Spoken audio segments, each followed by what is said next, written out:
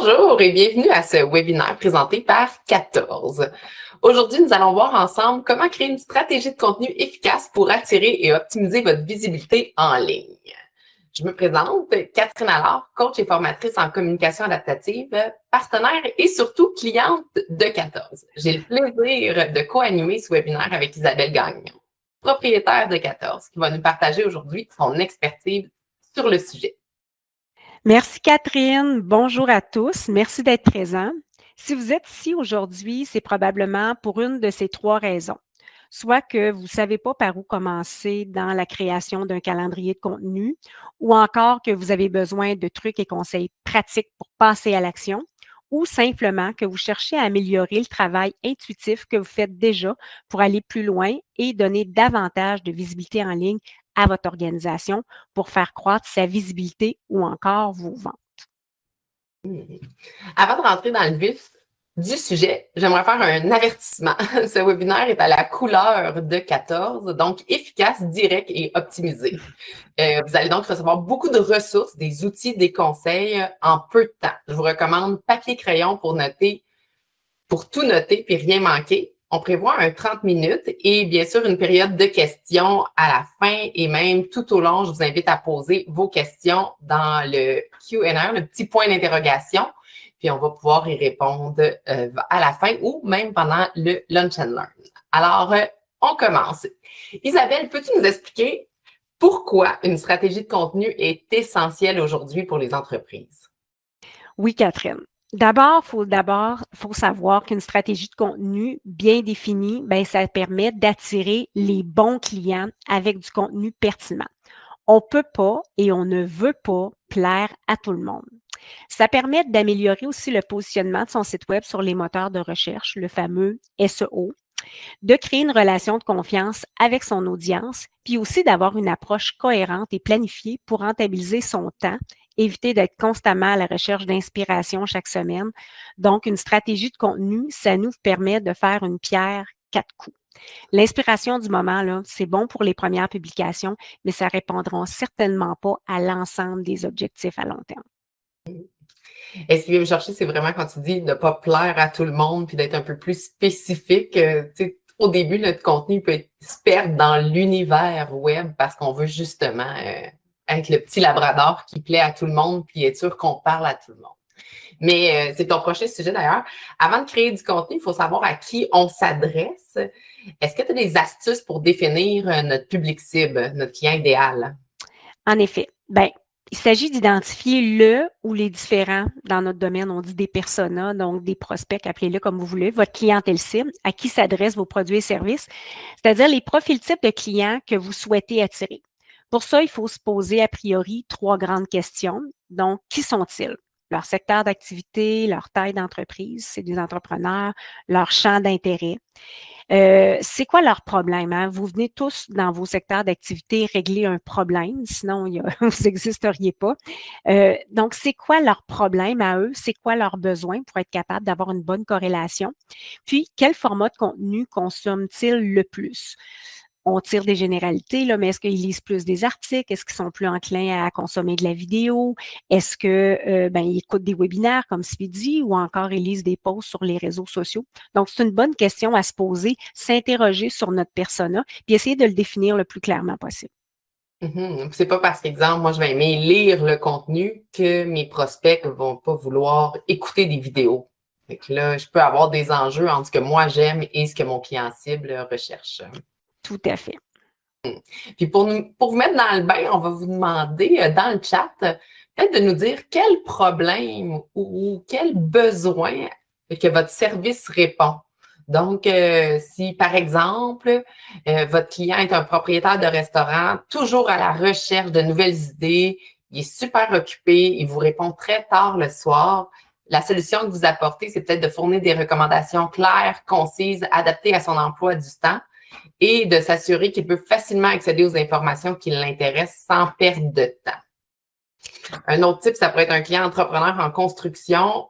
Il a du mal à prendre des notes. Il est souvent sur la route dans son camion. Il va vous laisser des messages vocaux entre les jobs. Puis pour lui, un système efficace de suivi, de messages textes pour qu'il puisse répondre plus rapidement. Connaître les besoins de son client, ça pourrait être une réponse rapide pour optimiser son travail sans interrompre son travail. Ça pourrait être la solution que vous apportez. Alors, si vous pouvez nous écrire dans le chat, plus précisément possible, ça serait quoi? À quel type de problème vous répondez? C'est quoi votre solution? Ça permettra également aux autres participants du chat de voir dans quel secteur d'activité vous œuvrez ou quel problème vous réglez.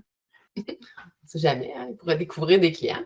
Puis ensuite, évidemment, de décrire précisément, là, Isabelle confirme, si j'ai bien compris, de décrire précisément notre client idéal. On va être capable de tirer les informations plus précises pour lui, le choix de la plateforme de publication. Les heures préférables, si on prenait la personne en construction, qu'on publie pendant qu'il est sur le chantier, on risque que notre contenu passe inaperçu. Puis le format aussi des publications qui va l'intéresser. Si tu as travaillé toute la journée très physiquement, peut-être des publications plus courtes seraient appropriées que plus longues ou une vidéo à écouter versus lire. C'est des trucs comme ça qu'on va révéler de notre client idéal. Je regarde dans le chat, il y a peu de réponses. C'est peut-être une bonne question qui nécessite plus de réflexion. Peut-être. Donc, accompagnement avec les gens de TDAH. Donc, excellent. Ah oui. On vous laisse y réfléchir, des réflexions déjà qu'on veut que vous ayez pour être capable de mettre déjà des choses, être un peu plus concret, rentrer un peu plus dedans au niveau de votre plan de publication. Oui, parce que, Isabelle, une fois qu'on connaît à qui on parle, on va trouver les bons sujets de contenu. Oui. Ça, c'est cet ordre-là. As-tu des astuces pour nous pour trouver des sujets? Parce que, tu sais, des fois, on peut être atteint un peu du syndrome de la page blanche là, quand il est temps de créer du contenu. Tout à fait. Pour une amie. C'est jamais nous. D'abord, on peut déjà regarder ce qui fonctionne bien chez nos concurrents. On scrolle dans les réseaux sociaux, on se promène, on voit plein de choses, donc on peut voir ce qui cartonne. Donc, ça, c'est déjà un bon exemple. Et puis également, analyser vos propres données. Si vous avez déjà fait, ça fait déjà 1 an ou 2 que vous publiez, puis vous regardez des choses, peut-être regarder le Google Analytics. Si vous publiez des articles de blog, votre Google Analytics sur votre site web, vous dites, cet article-là, il a été plus lu que l'autre. Donc, c'est peut-être un sujet qui intéresse. C'est une niche peut-être intéressante. Si c'est dans les réseaux sociaux, regardez vos stats de réseaux sociaux aussi. C'est bon, on a pas mal de contenu. Il y avait un autre soutien à l'entrepreneur dans le développement de son entreprise, service, conseil, financement, accompagnement. Dans ce cas-ci, quand tu parlais des personas, il y en a peut-être plusieurs même à définir pour le contenu, Isabelle. Oui. Oui, ce serait moins. Et s'il y en a plusieurs, on peut se faire plusieurs personas. Et selon les articles qu'on publie, ça peut s'adresser, par exemple, des fois si c'est au solopreneur ou si c'est à l'entreprise qui a un peu plus d'employés. Donc, on peut aussi scinder ces contenus de façon à parler à nos personas en particulier. Puis, as-tu d'autres places où on pourrait fouiller pour trouver des idées de contenu? Oui, dans le fond, pour rendre ça plus concret, non, juste un instant, c'est ça.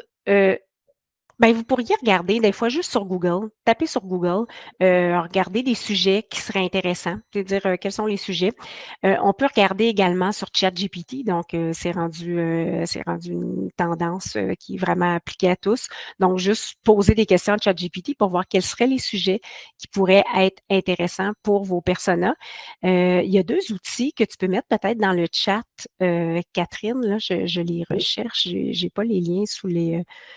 qui sont Google Trend et Answer de public. Donc, pour connaître les sujets de l'heure, c'est des outils que vous connaissez peut-être pas, mais qui sont fort intéressants. Je vous invite à les utiliser pour connaître les sujets de l'heure, ce qui intéresse les internautes dans votre secteur d'activité. On peut faire aussi une veille sur les tendances de votre secteur d'activité. Donc, c'est quelque chose d'un petit peu plus complexe, mais je vous dirais que déjà interroger Google, ChatGPT, Google Trends, Answer le public, ça peut vous ouvrir plein d'horizons sur peut-être des contenus auxquels vous n'auriez pas pensé. Puis enfin, ben, il y a des contenus que vous pourriez recycler aussi. S'il y a déjà des contenus que vous avez, ben, des articles ou des posts que vous avez publiés et puis que ils ont bien fonctionné, ben, c'est possible de remodeler un peu le contenu puis de repousser le contenu, donc de l'actualiser. Et puis, ben, c'est pas mal. Souvent, on y pense pas, mais ça peut être une façon d'actualiser ses contenus, mais sans que ça demande trop de jus de cerveau. Oui, moi, c'est une astuce que j'adore, le recyclage de contenu. Puis au début, j'en entendais beaucoup parler. Puis j'étais comme, mais comment ils font? Ils font juste repartager, mais avec les outils que tu vas fournir plus tard, il y a une belle façon d'archiver notre contenu pour être capable de le réutiliser, dans le fond, de travailler plus intelligemment. Puis même le tableau, le cadeau comme tel, c'est une très belle façon de pouvoir revenir voir ses publications, puis d'annoter en fait celles qui ont fonctionné. Puis, mais tu sais, on passe beaucoup de temps là, à créer du contenu, puis je ne sais pas si les gens qui écoutent en ce moment vont penser à ça, des fois, comme tu as dit tantôt, du jus de cerveau, syndrome de la page blanche, trouver des idées. On passe du temps à créer du contenu, puis des fois, on est en amour. Moi, il y a des publications, je suis comme « Oh, wow! » Zéro performance. Fait que comment on peut prévoir un peu qu'est-ce qui va bien performer? Bien, c'est ça. Je vous le mentionnais un peu plus tôt. Regardez un peu ce qui se passe chez la concurrence, analysez vos données, rendre ça plus concret. Pour rendre ça plus concret, est-ce que je est-ce qu'on se répète? J'ai l'impression que je l'ai mentionné ça tout à l'heure. Est-ce que je vous ai... Oui, je pense que je vous en ai un peu parlé tout à l'heure, mais c'est ça. Hein? Regardez ce que fait vos concurrents, analysez vos données. Et puis, dans le fond, c'est de l'essai et erreur un peu jusqu'à un certain point. Votre clientèle cible, dans le fond, il n'y en a pas une crowd qui va réagir de la même façon. Donc, c'est de tester, mesurer, puis réessayer. C'est bon, mais c'est bon de prendre nos données, nos statistiques, comme tu le disais, puis de voir. Puis, par exemple, si moi, je cherche un contenu qui serait en lien avec ce que je fais, la communication adaptative, le stress avec la communication, je vais chercher ces sujets-là, puis là, on va sur Google Trends, comme tu disais, voir qu'est-ce qui a été le plus populaire dans les moteurs de recherche, ou même ChatGPT, je tape mon sujet, vont me sortir quelles questions qui pourraient être liées à ça et moi, je peux répondre à ces questions-là. Parce que si je suis pas encore sur les réseaux sociaux, des fois, en dessous des publications, on peut voir les questions qui reviennent le plus souvent, mais sinon, on peut aller chercher encore plus d'outils. Puis ça, on est sûr d'avoir du contenu qui va être percutant. L'idée que j'ai oubliée tout à l'heure qui me revient, c'est de regarder aussi dans vos courriels. Hein, vous avez une mine de données qui est fort intéressante. C'est-à-dire que si vous regardez dans vos courriels les questions les plus fréquentes que vous répondez, que vous avez peut-être une foire aux questions aussi sur votre site web que vous avez créé, donc de vous référer à ces outils-là parce que c'est vous qui connaissez quand même le mieux votre clientèle, puis c'est quoi les questions auxquelles votre clientèle se préoccupe. Donc, de parler de ce qui les préoccupe vraiment, mais en allant se brancher sur le gros câble, c'est-à-dire sur les questions auxquelles vous avez accès là, via votre boîte courriel puis que votre clientèle vous pose souvent. Puis pour rendre ça plus concret, parce que j'aime de ton approche, Isabelle, j'aime vraiment ça qu'on passe à l'action. Tu es une fille d'action. Et que si vous pouvez écrire dans le chat vraiment ça va être une première étape, un sujet que vous pourriez faire la recherche. Par exemple, je vous dis, moi, le stress et la communication. Et quel sujet vous pensez qui pourrait intéresser votre audience? Là? On se met dans le bain, là, on se mouille un peu. Lire ça dans le chat. Par la suite, vous pourrez faire l'exercice d'aller vous challenger, à savoir, c'est-tu mon idée du moment, mon inspiration? Est-ce que c'était une bonne idée finalement? Avec les outils que tu nous as donnés. C'est une excellente idée de faire. J'attendais un peu. On va peut-être dans l'autre. Les stratégies. C'est une excellente question qui revient. Je ne sais pas si on va vouloir répondre tout de suite ou un peu plus tard, mais est-ce que les stratégies pour le business to business ou la business to customer, fait que B2C ou B2B, sont très différentes? Ça l'était plus auparavant et il y a de moins en moins le fossé se rétrécit de plus en plus. Dans le B2B, on voyait, premièrement, il y avait beaucoup moins de fréquences, hein, on s'entend, que le B2C qui demandait beaucoup de publications, mais qui demande encore beaucoup de publications, mais le B2B tend à augmenter les fréquences. On parle au-delà du B2B et du B2C, on parle de H2H, de humain à humain. Donc, que vous vendiez à une autre entreprise, vous vendez quand même, puis on dit vendre, là, on propose nos services à un humain. Donc, que ce soit un acheteur d'une autre entreprise, un président d'une organisation, vous parlez quand même à un humain. Donc, je vous dirais que les stratégies vont être les mêmes. Ce qu'on veut, c'est, il y aura beaucoup moins de ventes directes. Là, on s'entend de tout ce qui est promotionnel dans le B2B, mais la nature, c'est que vous parlez à un humain, puis ultimement, ce que vous voulez, c'est répondre à un des objectifs qu'on a nommé tout à l'heure, ou qu'on va nommer un peu plus tard, là, qui est d'augmenter la notoriété, se faire connaître, donner confiance en votre entreprise. Donc, moi, je vous dirais qu'il y en a de moins en moins de fossés entre le B2B et le B2C. Ça se ressemble de plus en plus. Puis, ce qui est intéressant, c'est au niveau de la stratégie, ça va dépendre de l'objectif. Puis l'objectif pourrait être le même pour les deux entreprises, tout dépendant même si ton client, tu fais affaire avec le client direct ou avec une autre entreprise. Puis là, tu parlais de nombre de publications. Avant, on en faisait moins pour le B2B, puis là, le B2C. Puis ça, c'est quand même la grande difficulté, là, je dirais, puis je l'ai mis au début.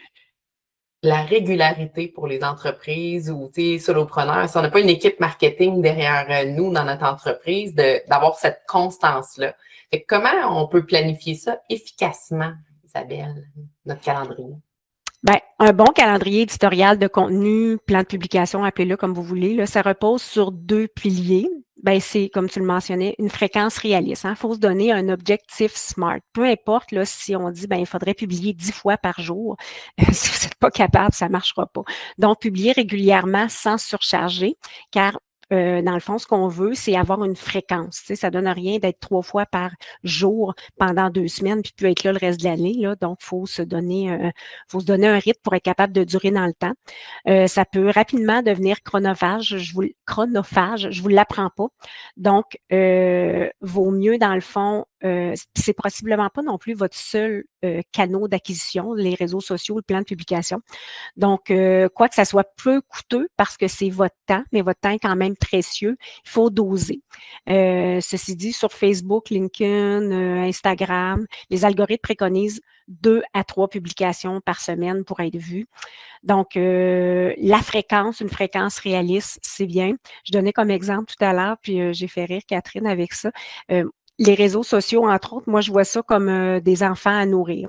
Donc, on peut avoir beaucoup d'enfants, c'est correct, mais en même temps, il faut être capable de les nourrir. Donc, si vous avez de l'énergie pour en nourrir juste un, il vaut mieux d'en avoir juste un, puis bien s'en occuper qu'en avoir plusieurs qui meurent de faim.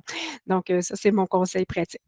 Dans un deuxième temps, parce que là, je te disais, avoir une fréquence réaliste, ça serait le premier pilier. Puis le deuxième pilier, c'est de donner des objectifs clairs. C'est ce que je faisais allusion un peu tantôt. Là, est-ce que c'est d'attirer des prospects pour vous créer une audience, c'est commencer à bâtir votre audience? Est-ce que c'est informer, éduquer pour rester présent dans l'esprit de vos clients potentiels? Est-ce que c'est publier pour générer une vente maintenant? Est-ce que c'est travailler la notoriété de votre entreprise ou encore peut-être que c'est l'ensemble de ces réponses? Donc, ça peut être tout ça. C'est important de noter, justement, c'est quoi nos objectifs. Oui. Pour le savoir. Puis, moi, des fois, Isabelle, je fais des lancements avec des cohortes, par exemple, pour aider plus les solopreneurs. Je vais essayer de garder une certaine constance tout au long de l'année, mais par contre, mon objectif, il y a une date. Et que là, des fois, j'augmente le rythme de mes publications juste avant ces cohortes-là, pour être un petit peu plus présente, mais quand même rester visible toute l'année. Parce que si je disais, je commence ma cohorte, là, je me mets sur les réseaux sociaux, les 8 autres mois, je le fais plus. Je pas ça directement. Je risque de ne pas avoir la crédibilité aussi, probablement. Oui, tout à fait, tout à fait. Sachez qu'un plan de publication aussi, ça peut se décliner de maintes façons, soit sur plusieurs plateformes puis dans différents formats. C'est souvent, bien sûr, les réseaux sociaux Facebook, Instagram, LinkedIn, Pinterest, YouTube, mais c'est aussi votre site web. Quand on parle de plan de publication, là, on parle large, là, c'est-à-dire des articles dans votre module de blog. C'est également ce que vous allez publier dans une infolette. Ça peut être en format écrit, ça peut être en format vidéo. Donc, on vous partagera plus tard un calendrier pour avoir une vue d'ensemble de vos publications pour le mois, le trimestre, pour l'année, selon vos fréquences de publication. Sachez également que des outils comme Trello, Monday ou Asana offrent des versions gratuites qui peuvent vous aider à organiser votre travail de façon structurée pour préparer vos contenus chaque semaine. Il y a tellement d'informations riches, là. Ça percute en même temps. Ça fait un exercice avec tout ce qu'on vient de discuter. Ce serait quoi votre objectif? Si vous voulez nous l'écrire dans le chat ou au moins le noter sur un papier qui se relierait à votre calendrier de publication, là. Donc, quel est votre objectif? Par exemple, je souhaite éduquer ma clientèle car mon service est complexe. Je veux donc publier un article pour démystifier un aspect particulier de mon service pour aider ma clientèle à comprendre notre processus et surtout la valeur ajoutée de faire affaire avec mon entreprise plutôt qu'une autre. Fait que là, ça serait un article de blog ici qu'on pourrait décliner ensuite en publication pour emmener les gens à lire cet article de blog-là. C'est un bon exemple, Isabelle? Tout à fait. Tout à fait. Dans le fond, ce qu'on demande, ce serait quoi votre objectif, là? Si vous êtes ici dans le webinaire. On en a parlé plus tôt. Des fois, c'est juste de la notoriété. On se dit, nous, c'est pas un genre de service qu'on va vendre en ligne, là, acheter. Donc, ce qu'on veut, c'est juste, dans le fond, qu'on entende parler de l'entreprise puis qu'on sache qu'elle est présente. Parfois, un objectif, ça peut être aussi pour des entreprises manufacturières, des entreprises de services qui embauchent. Ça peut être d'avoir une présence. Ils n'ont pas besoin de clients, ils ont besoin d'employés. Donc, des fois, l'objectif, ça peut être juste d'assurer une présence pour être capable de, lorsque vient le moment de recruter, d'être une entreprise qui a une certaine reconnaissance dans le milieu. Donc, il peut y avoir beaucoup d'objectifs. On en a nommé quelques-uns tout à l'heure, mais ce n'était pas une liste exhaustive. Donc, quels sont les vôtres? Oui. Là, il y a quelqu'un qui n'a pas accès au chat. Fait que le chat, c'est écrit conversation. Ils sont plus dans le Q&A, mais vous pouvez mettre votre commentaire dans le question-réponse. Tout à fait, on va les voir. On va les voir. On est agile. Tu sais, les objectifs, ça évolue aussi, là, c'est mon petit côté coach, ça évolue aussi. Des fois, on va avoir un gros objectif de visibilité ou de notoriété pour augmenter notre nombre de vues, mais à travers ça, il va y avoir des sous-objectifs aussi pour des lancements ou des services en particulier. Puis là, c'est là que je trouve que la stratégie dépend vraiment de notre objectif clair à ce niveau-là. Tu sais, dans le monde des médias sociaux, un accompagnement, des fois, c'est bien, là. Isabelle, je sais que vous faites des plans, puis après ça, la personne publie, puis tu sais, que votre objectif, c'est toujours de rendre les gens le plus autonomes possible.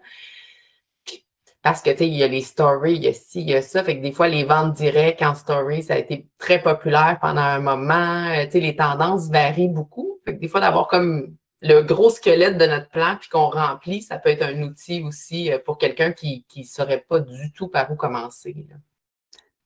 Oui. Donc, on a quelques... Est-ce qu'on a d'autres réponses? Je ne vois pas de réponse au niveau des objectifs encore. Ça sera des devoirs que vous pouvez vous réserver pour la suite. Puis, peut-être as-tu quelques trucs aussi parce que il y en a, tu sais, des fois, c'est comme un peu nouveau là, de se lancer comme ça dans les médias sociaux ou un plan marketing même parce que je pars de zéro. Fait comment les premiers trucs là, pour ceux qui n'ont aucune idée là, de quoi publier? Tel que je l'ai mentionné plus tôt, interroger en ligne pour s'inspirer des sujets en vogue pour votre secteur. Mais si votre service s'adresse à des entreprises ou à des particuliers, vous pouvez également vous inspirer des saisons, de l'actualité, des fêtes, des journées dédiées à des thématiques. Par exemple, selon votre cycle de vente, le mois de septembre ou le mois de janvier sont peut-être des mois super importants parce que votre clientèle revient de vacances puis vous souhaitez les interpeller à ce moment-là. Si vous êtes saisonnier ou vous faites l'essentiel de votre chiffre d'affaires à Noël, par exemple, vous voudrez peut-être préparer votre clientèle en avance pour éviter la cohue durant la période de roche. Selon votre secteur d'activité, vous pourriez faire la recherche de journées spéciales durant l'année dont la thématique rejoint vos produits et services. Par exemple, la Journée internationale des droits des femmes en mars, ça sera un bon prétexte pour s'adresser à votre clientèle qui est féminine, par exemple. La Journée nationale de l'arbre en septembre, ce serait une bonne occasion de parler de vos produits qui sont faits en bois. Un autre exemple. Ou encore la journée de la famille en février, ben ça serait approprié pour promouvoir vos produits et services qui s'adressent à cette clientèle-là en particulier. Bref, les fêtes, les journées nationales, ça peut être des bons brise-glaces pour commencer un plan de publication. Et puis, dans l'outil qu'on vous donne en cadeau, ben on en a listé plein, on vous a donné plein d'exemples. Donc, ça vous aidera des fois à être c'est ça, une espèce de brise-glace là, pour être capable de commencer à mettre des publications dans votre plan. Pierre, il a ajouté belle pour la cause. Oui, c'est une bonne journée, tout dépendant aussi de notre domaine. Puis souvent, pour ma part, Isabelle, là, je vais faire un petit témoignage, mais quand on n'est pas planifié, tu es là à errer sur les médias sociaux, puis là, tu vois tout le monde avoir un lien avec cette publication-là. Là, tu fais ça de dernière minute, ça consomme beaucoup de temps. Dans le fond, avec le calendrier que tu proposes, on les voit toutes, fait qu'on peut le planifier. C'est ça qui est génial. Oui. Et si on résume un peu là, jusqu'à maintenant, là, vu qu'on a dit beaucoup de choses pour faire une méthode claire. On définit notre clientèle cible le plus précisément possible. Ensuite, on définit les plateformes et les publications que nos clients, notre clientèle cible préfère, où elle se tient en fait. Ensuite, on statue avec un objectif SMART, comme tu l'as dit, la fréquence de publication qu'on est capable de soutenir dans le temps. Parce que souvent, on part, on va publier 10 fois par semaine, puis finalement, ça finit par 0 parce que c'était pas justement écologique pour nous. On trouve des sujets pertinents en cherchant avec les questions et les outils que tu nous as proposés. Et on planifie ces publications dans un calendrier, puis on s'aide avec un outil de gestion de tâches pour avoir une idée claire de ce qu'on fait. L'outil de gestion de tâches, c'est quand tu nous as parlé de Trello, Monday, puis Asana. Est-ce que j'ai bien résumé, Isabelle? Tu vas tout bien compris. Parce que savoir de quoi on va parler, c'est une chose, puis c'est ça, dans le fond, l'outil de plan. Mais en même temps, si on a des photos à faire, si on a des petites vidéos à faire, c'est là qu'on a besoin d'avoir un petit outil comme Trello, tout ça, pour dire, bon, ben cette semaine, je vais enregistrer des vidéos, la semaine prochaine, je vais écrire des textes, tout ça, pour être capable de planifier ça dans le temps, puis que ça l'arrive. Fait que tu as tout bien compris. Et pour vous aider à passer à l'action, ben tel que mentionné plus tôt, je vais vous partager, dans le fond, le plan de publication dont je voulais vous parler. Fait que je vais vous faire le partage d'écran à l'instant, juste pour montrer un peu de quoi ça a l'air. Voilà. Vous pouvez me dire si vous voyez bien à l'écran. Donc, ça a l'air de quoi, ça, cet petit outil-là? D'abord, il va falloir, la première étape, c'est de le télécharger. Donc, vous allez créer une copie, puis vous allez pouvoir enregistrer le fichier, puis ensuite, vous allez pouvoir le personnaliser. Vous allez voir qu'il y a des onglets dans le bas, ici. Donc, vous allez pouvoir vous promener dans les différents onglets. Donc, on vous donne des petits trucs et conseils ici sur les fréquences de publication. Vous avez une section dans laquelle vous allez pouvoir noter vos idées. On vous parlait tout à l'heure de dates clés. Donc, on a noté pour vous tous les sujets qui peuvent être intéressants, les événements donc qu'il y a à chaque mois durant l'année. Donc, il y en a peut-être qui ne conviennent pas du tout à votre secteur d'activité, puis il y en a peut-être d'autres qui vont vous interpeller. Puis ensuite, vous allez trouver pour chacun des mois, dans le fond, le petit calendrier de publication. Donc, dès que vous allez avoir toutes vos idées, bien, vous allez pouvoir commencer à mettre les sujets, les noter, spécifier le canal, que ce soit LinkedIn, Facebook, vous avez des petits menus déroulants, les types de publication. Est-ce que c'est un format éducatif? Est-ce que c'est promotionnel, informatique? Est-ce que c'est une statistique? Tu sais, ça peut être intéressant dans votre domaine d'activité de dire, bon, saviez-vous que 90% de XYZ, donc des choses qui sont quand même frappantes, qui frappent l'imaginaire, ou encore que ce soit une nouvelle interne, que ce soit un nouvel employé, que ce soit un joueur au groupe, à votre équipe, tout ça. Il y a également un format ici que vous allez pouvoir spécifier. Est-ce que c'est une story? Est-ce que c'est un post? Est-ce que c'est un infolette, un article de blog? Ou encore tous les formats. Et enfin, le statut à faire en cours, créer, publier. Donc, de cette façon-là, vous allez être capable de faire le suivi de vos publications tout au long de l'année. Ce que j'aime, Isabelle, de ton outil, là, c'est aussi, on peut voir, tu sais, quand tu dis les types de publications, mais tu sais, si on fait juste des publications éducatives, mais on fait pas de promotionnel, bien surtout avec tu sais, du B2C, là, même si on est H2H, comme tu disais, mais à un moment donné, ils savent pas comment passer à l'action. Fait que là, on peut voir aussi, oh, c'est quoi ma tendance naturelle à faire, puis comment varier justement mon type de contenu. Ouais. Puis on a ajouté des codes de couleur de façon à ce que c'est ça. Si tout est trop jaune ou tout est trop rouge, c'est peut-être qu'on n'est pas équilibré. Ça, c'est hyper visuel. Merci. En tout cas, c'est un beau cadeau. Je ne sais pas. Là. Où est le lien, s'il vous plaît? Vous allez le recevoir par courriel. Oui, tout à fait. On a déjà des gens impatients de recevoir ton outil si bien programmé. Tu n'avais pas un autre cadeau en plus? Ben oui, j'avais un bonus. Donc, on vous offre, dans le fond, 2 semaines d'essai gratuit également pour notre gestionnaire de réseaux sociaux inclus dans notre logiciel marketing web. Donc, c'est une application qui va vous permettre de planifier toutes vos publications pour l'année directement, dans le fond, dans l'outil, mais qui va poster au bon moment dans les réseaux sociaux que vous allez choisir. Sachant que dans Meta, pour Facebook et Instagram notamment, vous pouvez programmer seulement qu'un mois à l'avance. Donc, ce gestionnaire de réseaux sociaux-là vous permet de publier pour toute une année. Puis, c'est comparable à Hootsuite, un logiciel que vous connaissez peut-être ou pas, qui est un leader du marché, qui, lui, se détaille à 149 US par mois. Donc, notre plateforme marketing web vous offre, dans le fond, ce gestionnaire de réseaux sociaux-là, mais c'est une plateforme de marketing web. Donc, ça vous offre aussi 14 autres outils marketing pour le même prix, qui est de 99 $ par mois. Donc, vous aurez le lien. Si vous voulez vous inscrire pendant 2 semaines, essayez l'outil. Ben, ça nous fait plaisir que vous, dans le fond, de vous l'offrir pour que vous puissiez, dans le fond, l'essayer puis voir comment vous aimez ça. Si les gens souhaitent plus d'informations à ce sujet-là pour le marketing web, ils vont voir le lien dans le courriel pour prendre un rendez-vous avec 14, un membre de l'équipe. Oui, tout à fait. Okay. Bien, avant de conclure, je vous invite à poser vos questions dans l'onglet du point d'interrogation. On va pouvoir y répondre. Mais moi, Isabelle, j'avais envie de te partager. J'ai commencé à utiliser, ça fait déjà quelques mois, je pense, depuis septembre, l'outil marketing web avec 14. Au début, quand je disais que j'étais une cliente, c'était pas une blague. Puis j'adore vraiment. Oui, il y a le planificateur de gestion de médias sociaux, mais c'est vraiment un outil. Tu as parlé de tout ce qui était les aspects du plan marketing, article de blog, aussi infolette. Mais moi, j'adore ça parce que ton outil est hyper intuitif. Moi, j'ai réussi à faire des tunnels avec toutes les suites de courriels. J'ai fait un webinaire où, justement, les gens s'inscrivaient. Donc, tout est là-dedans. L'inscription rentre, ça me fait c'est un CRM aussi. Donc, je peux tout avoir les ressources de mes clients, faire des sondages. Quand tu disais d'aller chercher de l'information aussi sur qu'est-ce que nos clients veulent, c'est vraiment complet comme outil pour le prix. Avant, j'avais comme un outil là, un outil à gauche, un outil à droite. Puis là, c'est tout regroupé. Puis je suis entièrement capable de les utiliser par moi-même.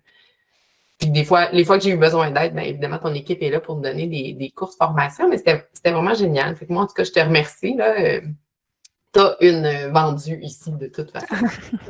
Merci, Catherine. Mais en effet, c'est un défi de gérer il y a beaucoup d'outils à notre disposition comme entrepreneur, mais c'est un défi de s'adapter aux différentes plateformes, de suivre l'évolution. Nous, on est une agence, on a une équipe dédiée. C'est facile pour nous, mais on est confronté à tous les jours à travailler avec des entreprises qu'on veut le plus possible rendre autonomes, mais à partir du moment où il y a beaucoup de choses, puis que c'est pas votre core business souvent, là, hein? Donc, vous connaissez très bien votre secteur d'activité, mais le marketing, c'est un domaine en soi. Donc, d'avoir des outils qui sont conviviales, puis qui ne demandent pas une grosse courbe d'apprentissage, puis qui nous permet de répondre à plusieurs besoins à la fois, c'est apprécié. Oui, puis de l'autre côté, en tant que solopreneur, ma business va bien, tout ça, mais de déléguer tout ça, ça serait beaucoup de frais. Et donc, de pouvoir le faire rapidement, de l'apprendre, c'est le fun. Puis, on a une question qui disait de parler rapidement des 14 outils. Là, j'ai dit le CRM, donc c'est le regroupement de clients. On a les infolettes. Il y en a vraiment beaucoup. Là, je ne l'utilise pas au plein potentiel encore, mais créer des sondages. Il y en a tellement à l'intérieur de ton outil, les webinaires, avoir une plateforme d'éducation en ligne. Oui, Si je résume rapidement, pour être capable de répondre, vous allez pouvoir retrouver, dans le fond, la liste complète des 14 logiciels qui sont inclus à l'intérieur de Marketing Web dans la page plateforme Marketing Web. On pourra la mettre dans le chat. Mais comme Catherine le précisait, en effet, un CRM, hein, pour être capable, c'est beau vouloir attirer des clients, mais si après ça, on perd les contacts puis on n'a pas de suivi, on n'est pas plus avancé. Donc, un CRM, un outil qui nous permet de faire un pipeline de vente aussi, de savoir ceux qui sont intéressés, ceux qui ont eu de l'interaction avec nos publications, l'outil de marketing courriel, OK, et du marketing automation, donc des suites de courriel marketing, clavardage, donc ajouter un chat à son site web. C'est même possible d'avoir un chat qui répond de façon automatique avec de l'intelligence artificielle. Tu l'as mentionné également, Catherine, des formulaires, des sondages, des formulaires qui peuvent se retrouver sur votre site web, mais qui peuvent juste être envoyés comme ça aussi, ou des sondages. Possibilité d'interagir avec vos clients avec des SMS. Donc, souvent, à partir d'un CRM, on y va avec des courriels. Pour le B2B, c'est bien, mais pour le B2C, d'envoyer des SMS à certains moments dans l'interaction client, ça peut être intéressant aussi, des rappels de rendez-vous. C'est possible d'avoir un calendrier de rendez-vous, un peu comme Calendly. Pour être capable de partager son calendrier pour prendre des rendez-vous plus rapidement sans avoir à s'échanger plein de courriels. Un outil de formation en ligne, que ce soit de la formation à l'interne ou que ce soit de la formation à l'externe pour vos employés à l'interne, pour faire du onboarding, par exemple, ou encore pour offrir à votre clientèle. Donc, vous voulez vendre des formations ou juste offrir des formations gratuites. Il y a cet outil-là. Des demandes d'avis Google, des tableaux analytiques, une communauté, signature électronique, faire des devis, des factures, puis le gestionnaire de réseaux sociaux, bref, un outil complet. Puis il y a même des modèles là, à l'intérieur, parce que des fois, on part, et c'est pas ma fonction, je pars de où, il y a déjà des modèles qu'on peut faire, même les modèles de tunnels qu'on peut copier, puis ensuite ajouter nos affaires. C'est vraiment, je voudrais dire marketing pour les nuls, là, mais peut-être pas mon terme. J'ai mis un lien dans le chat, parce que moi, j'adore vraiment beaucoup. Oui, donc je vous le mets. Je vous mets 14 logiciels marketing. Puis, il y avait une autre question aussi. Comment insérer de la musique? Là, je ne sais pas exactement, la musique par moi-même. Ce serait à ce moment-là des trames audio. Puis là, c'est de savoir où, là. Est-ce que c'est dans les réseaux sociaux? Est-ce que c'est dans l'outil marketing web? C'est juste précisé, là. Mais il y a toujours possibilité d'ajouter de l'audio. Ça peut être juste de l'audio, juste une trame audio ou encore une vidéo. Vu qu'on se connaît, Pierre, c'est ça, tu peux faire une vidéo de toi en train de jouer de la musique. Mais là, comment l'intégrer? Il faut juste que tu me dises peut-être le contexte de où. Je ne sais pas, Catherine, si c'est plus clair pour toi la question, mais là, j'aurais de la difficulté à répondre juste parce que il me manque un petit peu de contexte. Oui, bien, ce serait la même chose pour moi. Sinon, comme tu as dit, avec les trames que tu peux ajouter, tu sais, on peut toujours ajouter nos propres trames déjà sur les plateformes des médias sociaux. Dans les vidéos après, c'est possible. YouTube serait probablement ton canal de prédilection, Pierre, parce que ben, c'est ça, tout ce qui est plus vidéo, audio, on est plus sur YouTube. Donc, je te dirais que ça serait probablement plus un canal efficace pour toi. Il dit que c'est clair comme réponse, donc je pense que c'est bien. Alors, si les gens, les participants aimeraient avoir un accompagnement plus personnalisé, ils peuvent toujours prendre rendez-vous avec toi, Isabelle, via le lien que tu vas envoyer par courriel.